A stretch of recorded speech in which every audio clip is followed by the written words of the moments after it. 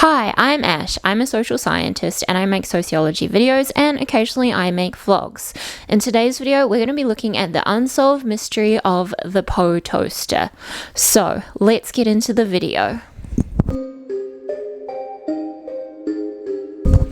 If you didn't know, over on my blog, ashycakes.com, I do a usually weekly thing called Freaky Friday Files, where I discuss things like unsolved mysteries, sometimes true crime cases, and this week we're looking at the Poe Toaster. So I'll be sure to link that down below so you can check out the blog as well. I also do weekly newsletters on Friday, so I'm just promoting myself, so if you want to sign up to those and learn more interesting stuff, make sure you do that. You can do that on the homepage of Ashy Cakes. Anyway, today we're going to be talking about the mystery of the Poe Toaster, and yes, this is all to do with Edgar Allan Poe.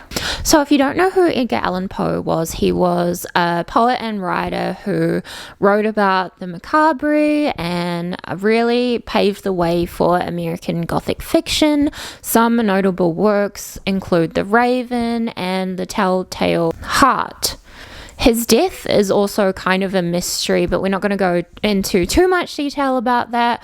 He lived from 1809 to 1849, and theories about his death include S-word, M-word, cholera, hypoglycemia, rabies, syphilis, the flu, a brain tumor, or that he was a victim of cooping.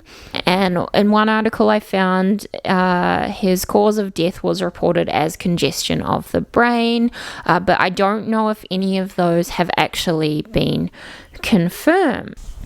So, according to Wikipedia, the Poe Toaster is a term used to describe an unidentified person, or most likely multiple people, who paid annual tribute to Edgar Allan Poe by visiting his cenotaph, so empty grave, that marked his original grave in Baltimore, Maryland, USA, on his birthday, the 19th of January every year.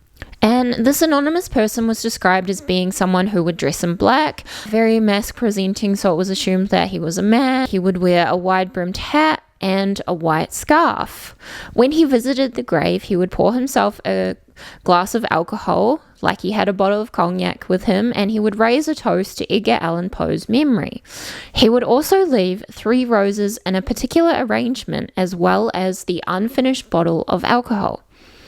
Onlookers gathered each year in hopes that they would see the toaster, but he wasn't someone who seeked out any publicity, and he was rarely ever seen by people or photographed by media.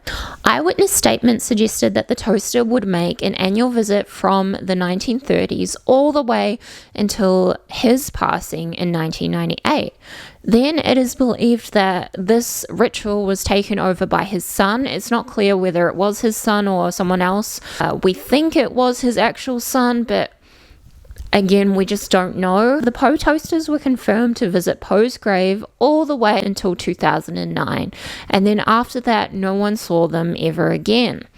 And in 2010, 2011, and 2012, everyone was hoping that they would see him, but they didn't. There was just absolutely no sightings. And in 2016, the tradition lived on, as the Maryland Historical Society appointed someone to take over the ritual. Only one person ever dared to try unmask the Poe Toaster, but they ended up being unsuccessful, and we have no idea who these people actually were.